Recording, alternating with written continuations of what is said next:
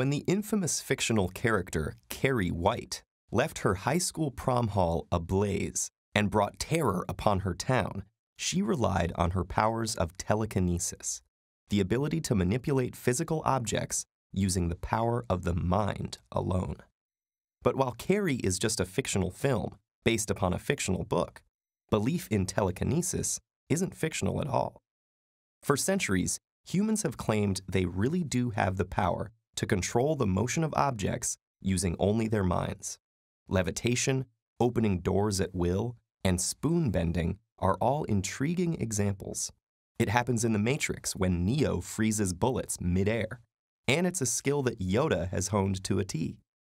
But is telekinesis real, or just as fictional as Carrie, Yoda, and Neo combined? To investigate, we need to evaluate telekinetic claims through a scientific lens, using the scientific method. Telekinesis is part of the discipline called parapsychology, in which researchers study psychic phenomena. Parapsychologists regard what they do as a science, but other scientists disagree. Let's start with a few basic observations. Observation number 1. While there are loads of anecdotes out there about telekinesis, there's no scientific proof that it exists. No studies conducted according to the scientific method and repeated under lab conditions can show that it's real. In the 1930s, the so-called father of parapsychology, Joseph Banks Rhine, tested in the lab whether people could use telekinesis to make a dice roll the way they wanted it to.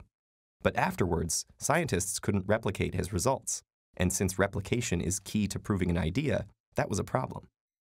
Aside from scientists, there are also countless self-proclaimed telekinetics, but all have been exposed as tricksters or can't perform under conditions where they're not totally in control, suggesting that they manipulate the situation to get the results they want.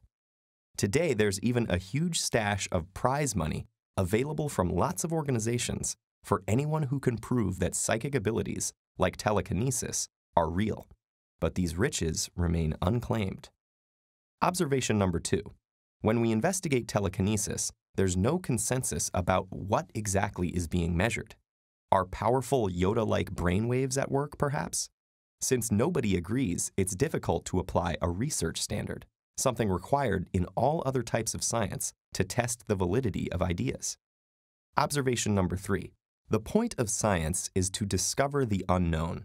And in the history of scientific investigation, it's definitely happened that new discoveries have gone against established science, and even overturned whole branches of science.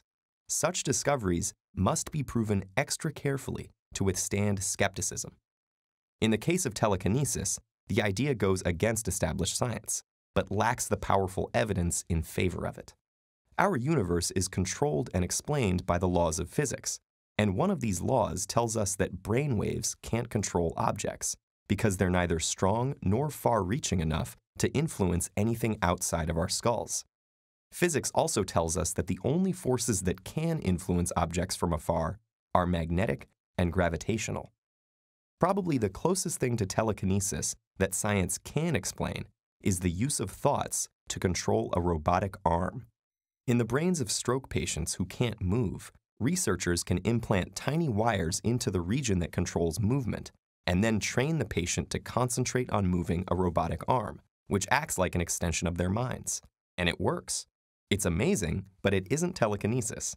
The patient's thoughts aren't just vague, undetectable things. They're measurable brain signals, translated through wires into a robot. Science can measure, test, and explain the motion, and that's how we've shown that this kind of mind control is real. Science is a slow process of accumulating the evidence that either stands for or against an idea. When we stack up evidence, we can see which tower grows tallest. And in the case of telekinesis, it's not the tower showing that it exists. Some say this mystical phenomenon can't fit within the confines of science, and that's okay. But then telekinesis becomes purely a matter of personal conviction. If something can't be assessed scientifically, then it can't be described as scientific either. So the results of our investigation reveal that however much we may want to believe that the force really is within us, the case for telekinesis remains weak. Sorry, Neo, Carrie, and Yoda. Your skills are mind-blowing, but for now, they belong in the movies. nhé.